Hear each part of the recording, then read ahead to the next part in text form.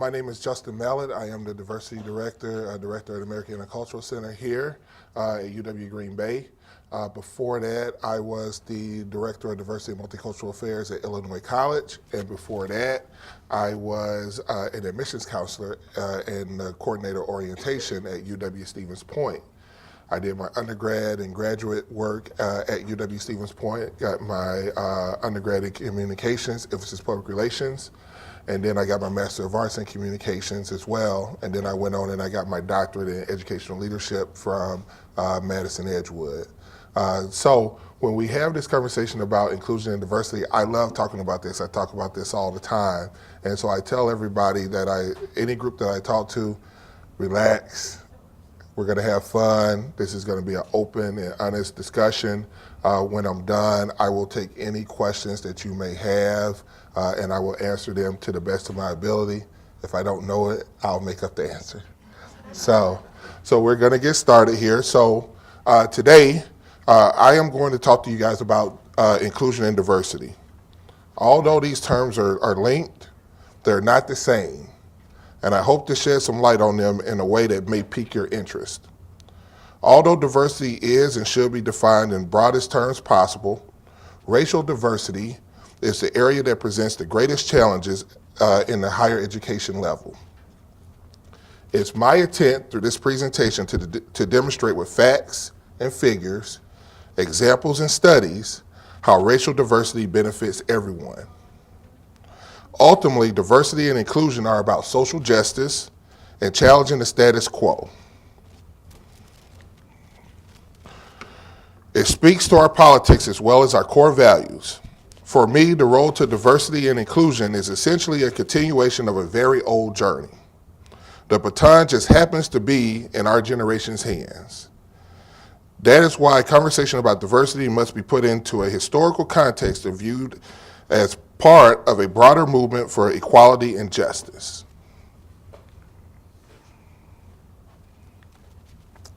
So as we like to say, the diversity train has left the station, and our changing demographics ensure that as a nation, we'll never be the same again. During my comments, I'll use the term ALIENA, minority, and people of color interchangeably. In that, you'll either be enlightened or I will totally confuse you. ALIENA stands for African, Latino, Asian, and Native Americans.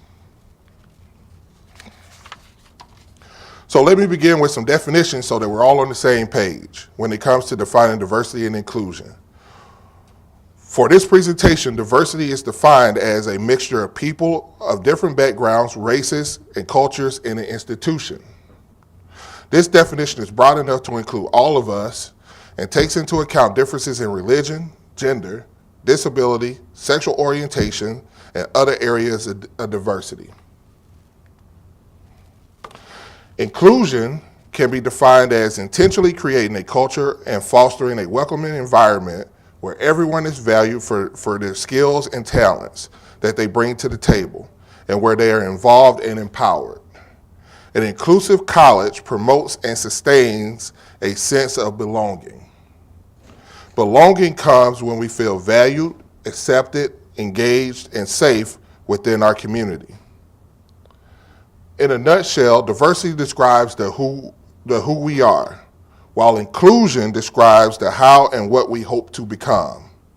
They are related, yet different. Although both definitions include all of us, I'm going to use racial diversity as the model to help us understand the issues that must be addressed before we can create an inclusive campus. Some of the things that the U.S. Census tells us is, first, over 1/3 of our nation is made up of people of color.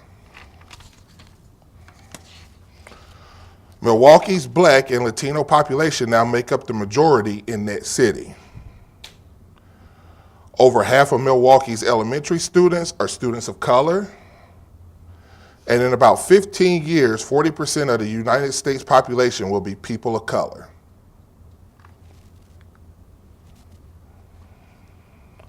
The minority population is on the rise, while the white population is on the decline. The major reason for this decline is the low white birth rate and the aging white population. As you can see from this table, it takes at least 2 children per female for an ethnic group to replace itself. The white population is now well below its replacement level. That basically means that there are more deaths than births. As a result, whites may be the minority population in this country in this century. So there is no way that UW Green Bay can continue recruiting students the way that it always has and expects to survive in the long run.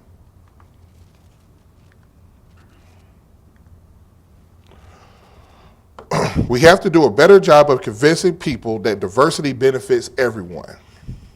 As educators, we got to help our students and staff not only prepare for, but embrace that change. Perhaps one way to do that is to agree on a set of themes as we move forward.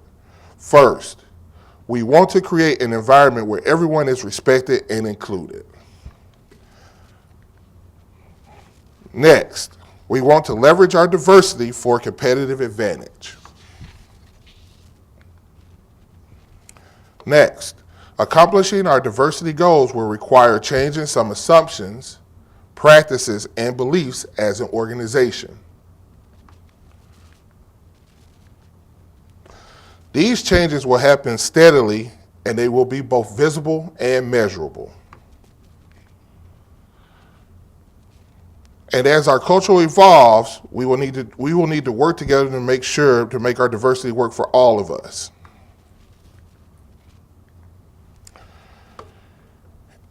If we can agree on such themes, then we've taken an important step on the road to organizational change.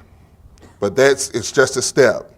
To create a culture of inclusive excellence, educational leaders must consider how their campus environments can adapt to meet the needs of today's highly diverse entering students. So rather than beginning with the assumption that it's only diverse students and staff who must change and are expected to assimilate into their existing environment, in other words, just by recruiting more students of color, but doing nothing to make the institution friendlier for them, is like electing the first black president and declaring that racism has ended. I'm going to use the rest of this presentation to hopefully drive this point home by examining 10 problems that students of color face on a predominantly white campus once they matriculate. As educational leaders interested in creating an inclusive environment, you need to become familiar with these challenges that our students face. The first one we're going to talk about is institutional insensitivity. Most scholars identify this problem as institutional racism, but I prefer to call it institutional insensitivity. By calling this problem institutional insensitivity, in no way excuses the racism that permeates on college campuses. The term just simply allows us to have a conversation and keep people from shutting down altogether when the issue of racism is discussed. Institutional racism is a pattern of collective behaviors which result in negative outcomes for students of color. Let me give you a non-racial example to help explain what I mean.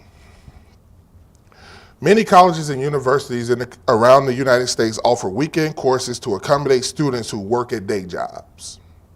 Yet, financial aid offices and other student service offices that weekend students need operate mostly on an 8-to-5 schedule with little or minimal staffing during the weekends. Although these offices are available to any student during working hours, the hours that they are open has a very strong impact on the weekend student. No one deliberately set out to discriminate against the weekend student, but these services are not there. You can't point to an individual perpetrator and blame him or her for the rules. That's what institutional insensitivity is. Students of color face the same type of institutional insensitivity on a daily basis. We find evidence of this in admissions when narrow tests block them from entering college. You can see it in student affairs, where limited cultural programming makes them feel less connected to campus, or the failure of the college to engage with their communities in meaningful ways. We need to take this notion of institutional insensitivity seriously because it causes students to relinquish their dreams of earning a higher educational degree. It makes trying to succeed such an effort. When the institution treats you unfairly and makes you feel less valued and marginalized, it crushes your spirit.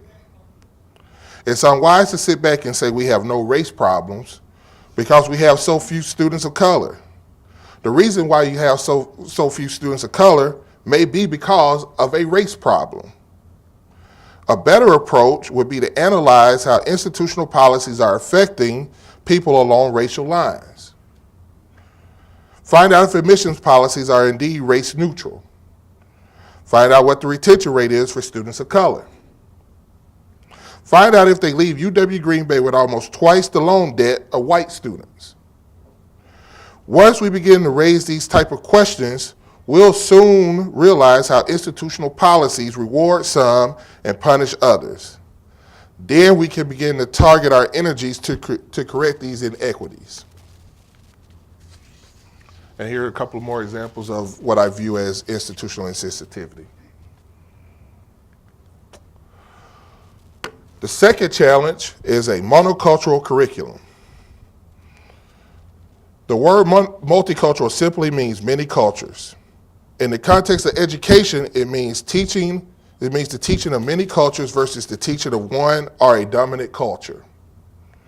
If you want to be inclusive, whether it's in K-12 or in higher ed, teaching about other cultures and sharing their stories seems sensible.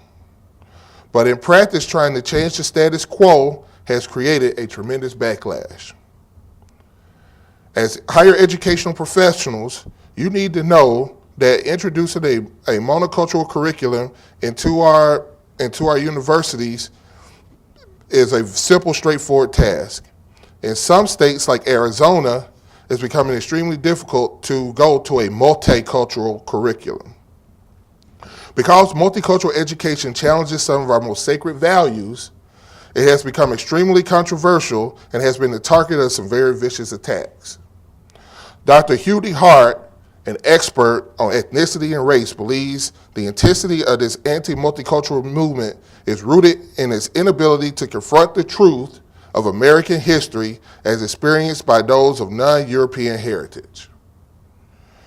Much of history describing the relationship between America's white ethnic group and people of color is a record of broken promises, enslavement, racial discrimination, and a trail of tears.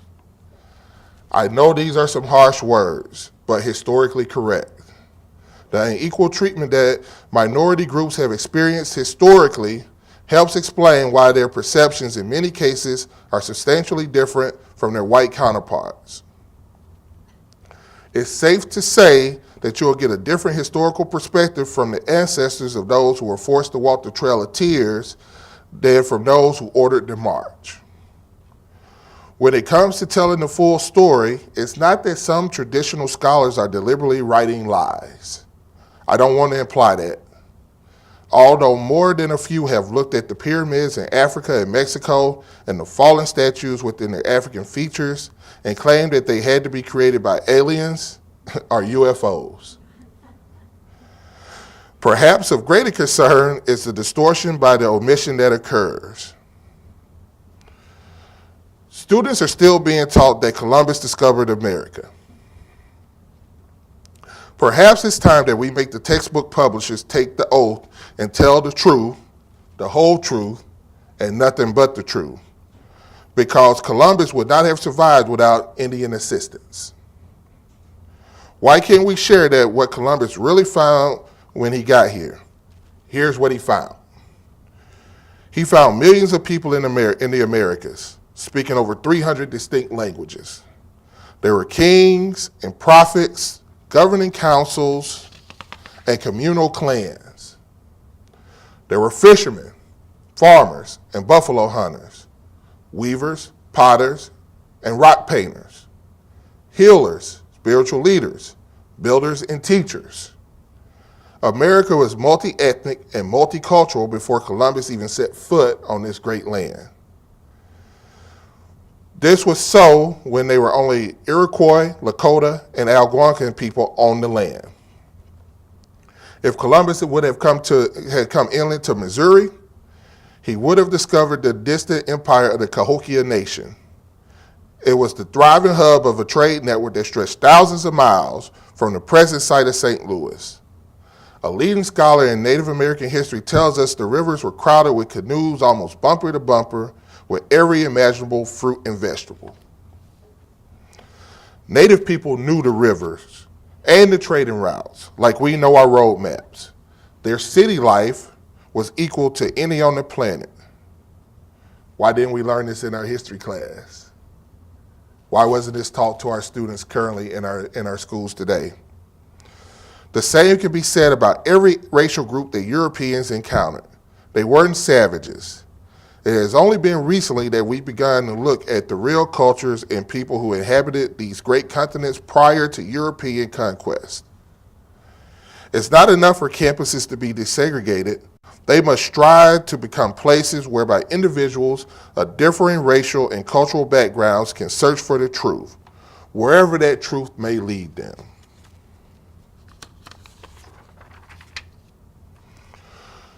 It should be where students are exposed to new opinions and new ways to look at old problems. Even if a college does not have one minority student, its curriculum and its staff should be multicultural. Our white students will leave here someday, so we better make sure they are exposed to the real world and the changing environment.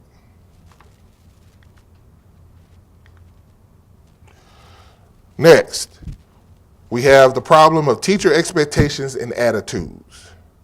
In an analysis of research done over a 20-year period, Denbo found that study after study demonstrated how both low and high teacher expectations greatly affected student performances. What you expect, you get. Irvine of Emory University found that black students receive more negative behavioral feedback and more mixed messages than do white students. The relationship between low teacher expectations and low student self-image can be seen by analyzing the behavior of teachers towards students perceived as low achievers. Good summary of teachers' behaviors toward those students perceived as low achievers include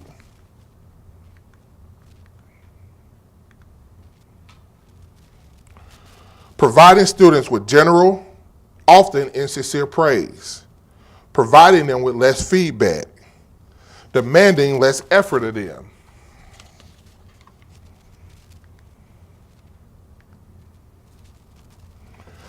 waiting less time for them to respond to questions, paying less attention to them, and smiling at them less. Research says, and perhaps common sense implies, that if teachers simply reverse each of these behaviors, that minority student achievement would improve measurably. In a New Yorker article, Stanford economist Eric Hanschik was quoted as saying, students of a very good teacher learn about a year and a half's worth of material in 1 year, while students of a very bad teacher learn just half a year's worth. It's the instructors who ultimately make the educational system effective and relevant. I think one of the keys to creating faculty acceptance and support is to make it clear early on that when we talk about increasing diversity, we are not asking faculty to sacrifice their standards. That what we're really saying is that we need to do a better job for all students. Faculty need to understand that when the environment is improved for some students, it's improved for all students. One of the things that the Federal Disability Act did was make our campuses more accessible for disabled students. Students in wheelchairs no longer have to worry about opening doors. All they have to do is push a button and the door swings open. What that means is that any student who has his or her hands full can push that same button. When you improve the environment for some students, you improve it for all. Diversity benefits everyone, or as Jesse Jackson says, a rising tide lifts all boats. A primary concern when it comes to faculty attitudes is that minority student experiences tend to be qualitatively different than their white classmates. According to a study, 1 out of 4 white students answered yes to the question, has any professor really taken you in hand and helped you become a professional in your field? While only 1 out of 20 minority students said yes. As you might imagine, this would affect the quality of education that students of color receive. Too often, that's how it plays out at the college level. It's even more devastating at the K through 12 level. Perhaps this story by Elizabeth Mallett makes the point better and offers us a way to understand it. It's about a school teacher, Jean Thompson, and a 5th grade student named Teddy Stollard. Some of you may have heard this story about little Teddy before. Little Teddy Stollard was a boy Miss Thompson didn't like having in her class. He slouched in his chair, he didn't pay attention, and he was often unkempt and he smelled. One day, Mrs. Thompson decided to look at Teddy's school records to see if she could find out why he was so different. In 1st grade, the record said, Teddy's a good boy, shows promise in his work and attitude, but he has a poor home situation. 2nd grade record said, he does what he's told, but he's too serious. His mother is terminally ill. 3rd grade, Teddy is falling behind in his work, and he needs help. His mother died this year. His father shows no interest. 4th grade, Teddy's in deep water. He's in need of psychiatric help. He is totally withdrawn. The review of his records didn't improve Mrs. Thompson's impression of Teddy. Unfortunately, the records didn't show any intervention either.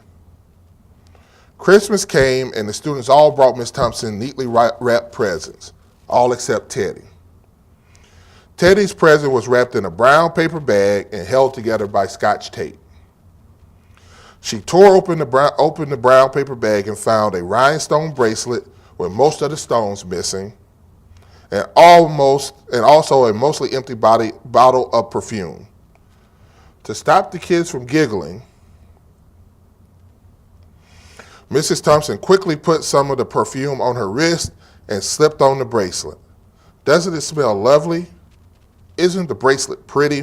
Mrs. Thompson said. At the end of the day, Teddy lingered and came over to Mrs. Thompson and said, Mrs. Thompson, all day long, you smell just like my mother when she was alive. And her bracelet looks real nice on you too. I'm really glad you like my presents. When Teddy left, Jean Thompson got down on her knees and begged for forgiveness. She finally realized she was the one failing in school, not Teddy. From that day forward, she pledged to become a different teacher and stop labeling any of her students as different or unteachable. She personally began tutoring Teddy, and by the end of the school year, he was ahead of some of his classmates. Several years later, Jean Thompson got this note. Dear Miss Thompson, I'm graduating from high school and wanted you to be the first to know. Love, Teddy. 4 years later, she got another note. Dear Miss Thompson, I wanted you to know the university wasn't easy, but I made it. Love, Teddy Stollard. And 4 years later, there was still another note saying, Dear Miss Thompson, as of today, I am Theodore J. Stollard, MD. How about that? P.S. I also wanted you to be the first to know I'm going to be married in July. I want you to come and sit where my mother would have sat because you're like family now. Now that's a powerful story. That's a story that really hits home. There are Teddy Stollards, not only in Wisconsin, but right here at UW Green Bay, who can become doctors and lawyers if they have a Jean Thompson to motivate and push them. It just takes one person to change a child's life, and every single one of us can become a Gene Thompson. And every one of us must if we're to save our students here at UW Green Bay. Clifton Davis said, if you want to do something to change the world, you can do that one child at a time.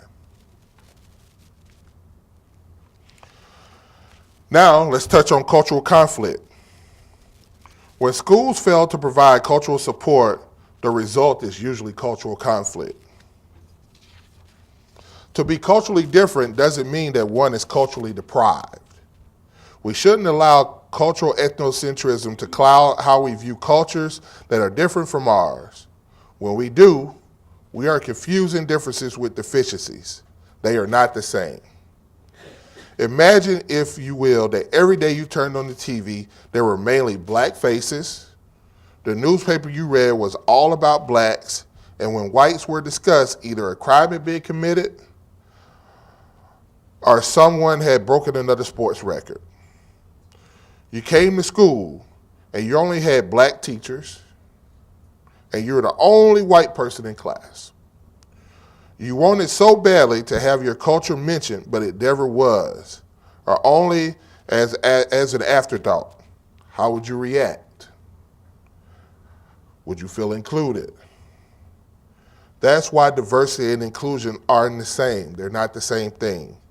We can be diverse while not being inclusive. That's why we must work hard to make sure our campuses provide the type of support minority students need to really feel accepted. And this means more than just promoting tolerance. Charles Gilmore, who was the national director for Campus Crusade for Christ, says, tolerance has no cohesive nor healing power in society. It means little more than leaving one another alone. It leads to indifference, not understanding. Besides, nobody wants to be just tolerated. We all deserve to be celebrated. Red, black, brown, blue, yellow, white, we're all precious in God's eyes. When all of the cream is allowed to rise to the top, the butter is bound to be better. Cultural competency is what we need to combat cultural conflict and to replace tolerance with. Cultural competency is the ability to work effectively across cultures. For individuals, it's an approach to learning, communicating, and working respectfully with people different from themselves. For organizations, cultural competency means creating the practices and policies that will make services more accessible to diverse populations. A culturally competent organization is engaged in an intentional and continuous process of learning about and responding to the cultural communities that it serves. Now, let's look at assessment strategies. No group on earth is tested more than American children. According to David Nyberg, the majority test out as lacking in ability, aptitude, or intelligence. Does that tell us something about the majority of Americans or something about the majority of the test? It's been argued that tests generally test your knowledge of the test. Dr. Harold Steves from the University of Michigan and Dr. Kenneth Travers at the University of Illinois conducted some comparative studies of academic achievement among several industrialized nations. What they found was that some countries, such as Japan, believe that academic achievement comes because of hard work. They believe and expect all their kids to learn if they study and work hard. Americans tend to see the ability to do schoolwork as innate. Our educational tracking systems, special education programs, all that goes with it, is a direct outgrowth of such beliefs. That's why we can label some kids as unteachable or unreachable. Take the SAT, for example. The SAT figures prominently in DeSouza's book, A Liberal Education. He cites many examples of white and Asian students denied admission to college and universities even though their SAT scores were higher than the scores of blacks or Hispanics who were admitted to the same institution. This, according to D'Souza, is evidence that as a result of affirmative action policies, colleges and universities tend to depreciate the importance of merit criteria in admissions. This assumption, that is shared by many, is that the test does in fact measure merit, with merit understood as a quality that can objectively be measured in the same way that body temperature can be objectively measured.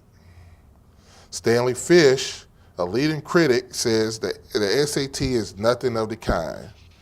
He claims that while the things that are being measured, standardized tests, are not absolutes like native ability and merit, but accidents like birth, social position, access to libraries, and the opportunity to take SAT prep courses.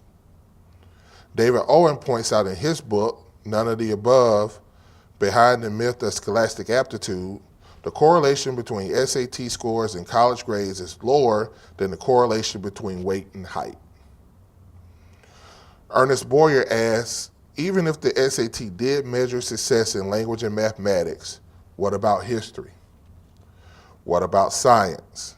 What about civics? What about literature? To say nothing about the ability to think clearly and to integrate what has been learned. Using narrow tests says we tell children they have failed even before we've discovered who they are. It took a civil rights movement to open the doors. It would be a shame to let standardized tests close them. In order to make this point even clearer, suppose I gave all of you right now a black culture test, and how you scored would determine whether you got a job or were admitted into college. Let's find out if you would pass that test.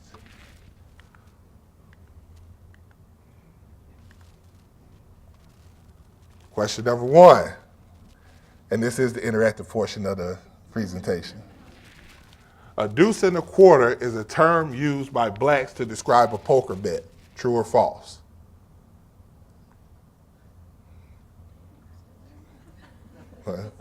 That would be false. What it is a form of greeting used by blacks, usually meaning what's happening or what's going on. True or false? That would be true. There is a national handshake used by many blacks, primarily males, when greeting one another. True or false? That'd be false. When a brother is crooning, he is dancing.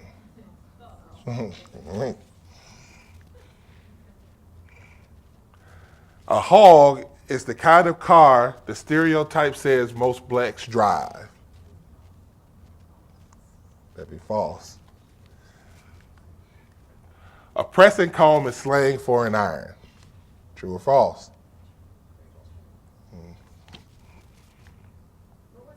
Oh, I'm sorry, true. I'm sorry, true.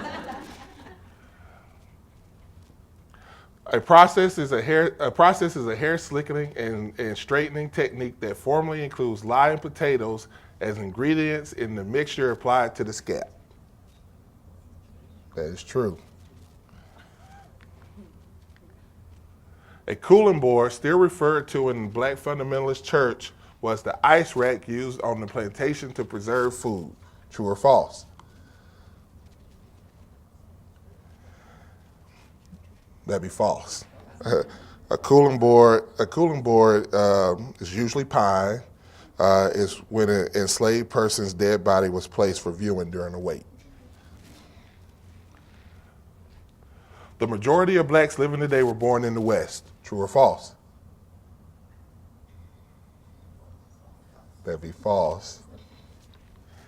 And jive means phony or full of bull. That'd be true.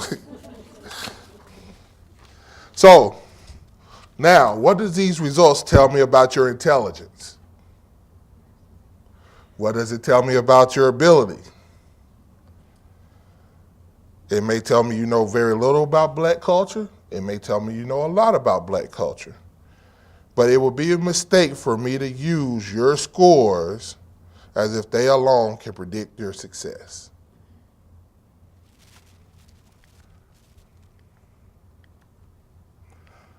So the next one, we're halfway home. Supportive services. Another challenge to creating an inclusive culture is the lack of academic support services. If some students from low income and rural backgrounds attended substandard schools and received lower academic preparation, then they must spend more time reading, studying, and preparing, while at the same time, more of their time and energy is required to fulfill financial, work, housing, and similar responsibilities. The bottom line being, those students who need the most time and energy to succeed academically often have the least time and energy available to devote to their studies. When you have some students whose only bootstrap in life is an education, we have a responsibility to help them achieve academically. Yes, we have students who need extra help when they arrive here, and there's no need to apologize for it. They need the extra help because the resources needed in their schools were simply not there. Some inner city and rural schools failed to offer calculus and chemistry. As a result, some students need a catching up period that will enable them to tackle the rigors of a demanding college course load. That's where good advising comes in. Good advising lets students know that it's not their intelligence that's being questioned, but their preparation. Academic support services are recommended based on the skills they brought with them. As their skills improve, their course selection will be more challenging. This is done so that students are given the maximum chance to succeed. I always use myself as an example to talk about the impact of support services. Anybody who knows me knows that I was born and raised in a small town called Kosciuszko, Mississippi. And we always know that Mississippi is at the bottom of the ladder as it relates to academic performance. We usually fight with Alabama for the last place. When I started at UW-Stevens Point, I thought I was a smart kid. I was in the top 10% of my class in high school. I did okay on the ACT. I thought I was prepared for the rigors of college. I came up here to Wisconsin. I lived with a host family. Andrew, the grossest son at that time, he had a history book. His 7th grade history book was my 11th grade history book. At that point in time, I knew I was a little bit behind the typical Wisconsin student. So that meant I had to work a little bit harder to get where I wanted to get and achieve the goals that I wanted to achieve. I didn't learn that until I ran into my academic advisor, Julie Schneider. And at that time, Julie showed me what it took to be a strong student. She showed me the way and introduced me to the resources that I needed to be successful as a student. She introduced me to the Tutor Learning Center. She introduced me to the writing lab. She introduced me to those things. And before long, I started to realize college wasn't about what I learned in high school. That set the foundation. But what it did was it showed me that if I utilize the resources on the college campus, I can be successful as a student. That's what I encourage our students in the AIC to do. Don't come to me with the answers because I don't have the magic formula. But I can introduce you to the resources that's going to allow you to be successful. Now, let's talk about alienation. Research says that socially, predominantly white schools are structured to meet white students' needs, from fraternities to polka dancing. Minority students find themselves outside the mainstream of college life. When a minority student enters the culture of a predominantly white campus, many experience an overwhelming sense of isolation. They are often the only Black or Hmong or Hispanic student in the classroom. They are often left out of informal study groups and have limited access to notes from past courses. Even when they are allowed to lead the group or be a part of the group, they are always reminded of their differences. As a result, many find themselves on their own. The result shows up in high dropout rates, low graduation rates. When I work with students of color, here's how I help them cope with alienation. I tell them to look at the college campus not as a sea of whiteness, but as a sea of individuals who are white and then from individual relationships. If you as a student of color are receptive to this, you will find your stay at a predominantly white campus rewarding. You see, if you're going to make friends, you have to interact as individuals. However, the best way for campuses to address this problem is to recruit a critical mass of minority students so there is a less sense of isolation.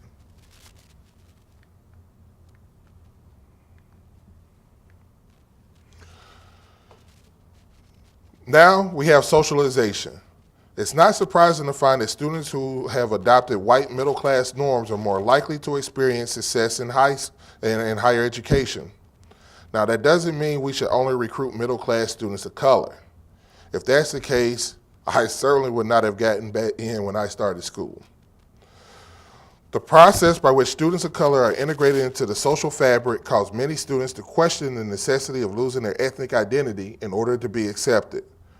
While I think it's important for minority students to develop their own clubs and organizations, I believe it's a mistake for them not to participate in every aspect of college life. If students of color are going to stay on these campuses, they must have something to say about how the campuses should function. The only way to do so is to become involved. The research shows that students who get involved in campus activities generally do better in classes and increase their chances for graduation. The problem with socialization is that it has a subtle dimension that may be even more damaging. A recent study revealed that the vast majority of news on blacks by the mainstream media is negative news. Since most Americans get their news and views from the media, it's very difficult to overcome that negative image. When the media equates blackness with badness, we shouldn't be surprised when kids choose the lighter-skinned dolls to play with. The media does a great job of socializing. So let me give you a couple of examples. First example, a group of people are gathered around the table. They're having a great time, drinking wine and laughing loudly. The music playing in the background sounds like opera. The robust mother yells in an accented voice at her son for dropping spaghetti on the carpet. What ethnic group am I talking about? Could be Italian. Walking down the city street, here's another example. Walking down the city street, I observed some people sitting in front of a housing project, listening to loud music, doing some fancy dance steps. A Cadillac pulls up. A fine-looking woman gets out, and I hear someone say, "What's happening, mama?" What ethnic group do you see? African American. Could the first example have been a Hispanic family? Could the second example been Italians? You know what they are. Where did you get those mental pictures? In order for us to confront this type of pervasive socialization, this conformity, it involves more than just putting in new information. It also requires the removal of old information. We need to take this notion of socialization very serious because it allows us to watch an Indian massacre on TV and cheer for the cavalry, or believe the worst about people we perceive to be different without critically examining the facts. It makes it difficult for us to create an inclusive environment when our old habits and ways of thinking keep getting in the way.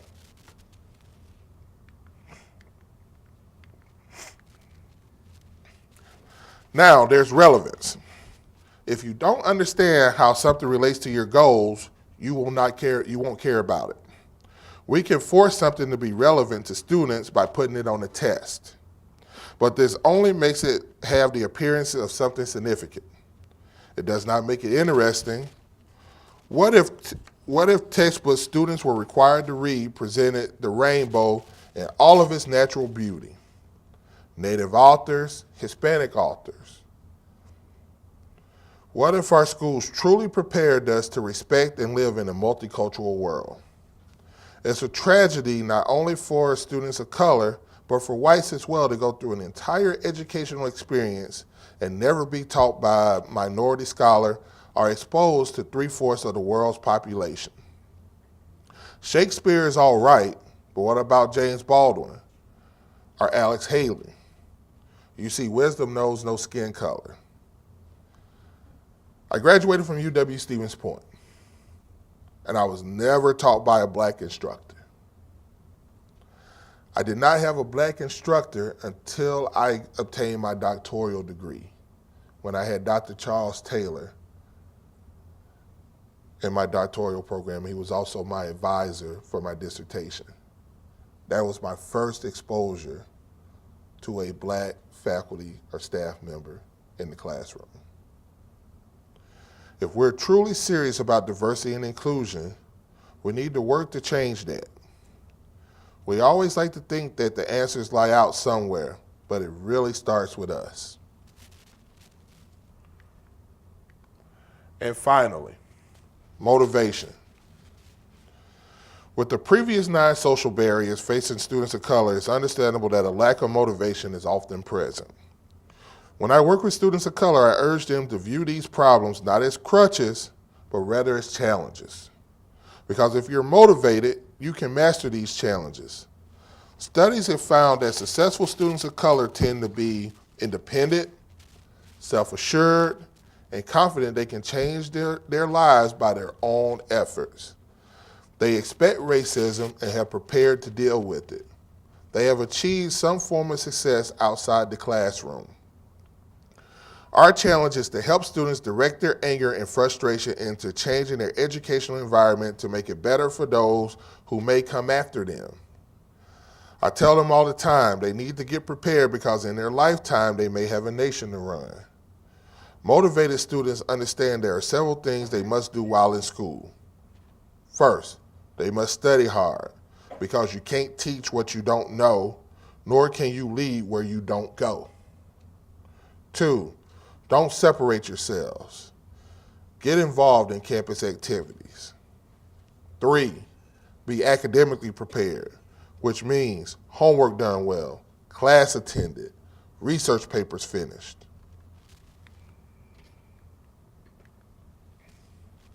In closing, like most of you, I want the doors of equal educational opportunity to always remain open. But I don't want those doors to become revolving doors. I know the value of a good education and how it can transform lives and communities. I know what caring teachers, I know what caring staff members can do. But I also know that if we don't create change, it's not going to happen by itself. If we are to create an inclusive community, we can start right here, right now, at the University of Wisconsin-Green Bay.